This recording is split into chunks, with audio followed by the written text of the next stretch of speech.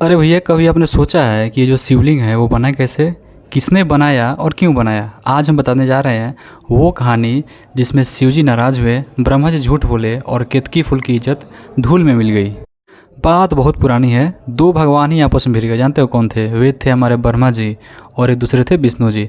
दोनों इस बात पे भिड़ गए कि हम दोनों में बड़ा कौन है, यानी ब्रह्मा जी बड़े हैं कि विष्णु जी बड़े हैं। इन दोनों में इसी बात को लेकर लड़ाई हो गई। इसी पर एक दोहा है कि ब्रह्मा जी बोले मैं महान, विष्णु बोले झूठ, शिव जी बोले चुप रहो और देखो मेरा रूप। तभी आकाश से एक भयंकर अग्नि का स्तंभ प्रकट हुआ। शिव जी बोले देख भाई, इस अग्नि स्तंभ का ना तो आदि है ना अंत है, लेकिन फिर भी जो इसके पहले और अंत के स्थान को ढूंढ लेगा वहीं इस खेल का असली हीरो होगा, वहीं तुम दोनों में बड़ा होगा और वहीं तुम दोनों में महान होगा। तब विष्णु जी पातालोक में चल दिए कि स्तंभ का अंत कहाँ है वो मैं खोजूंगा। ब्रह्मा जी बेचारे ऊपर उठ चले कि सिर की खोज में कि सिर इसका कहाँ मिलेगा। जब विष्णु जी के हाथ कुछ नहीं लगा तो बेचारे थके हारे उन्होंने हार को स्वीकार कर लिया। लेकिन ब्रह्मा जी जो सिर की खोज में निकले थे उन्होंने बोला कि प्रभु मुझे इसका सिर मिल गया। उन्होंने ये बात झूठ बोली और उन्होंने बोला कि मुझे सिर मिल गया।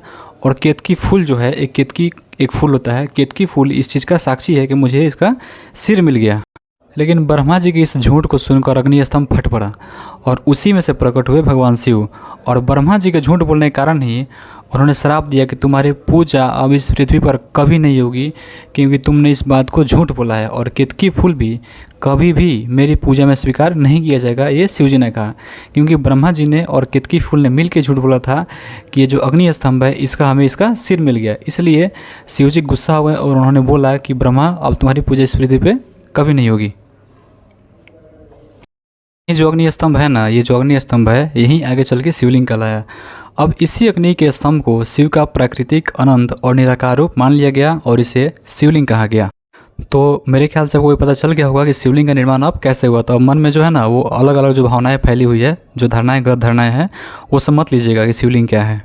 एक दोहा है कि ना आदि है ना अंत है, शिवलिंग रूप अपार, सृष्टि का यह मूल है, शिव का रूप निराकार।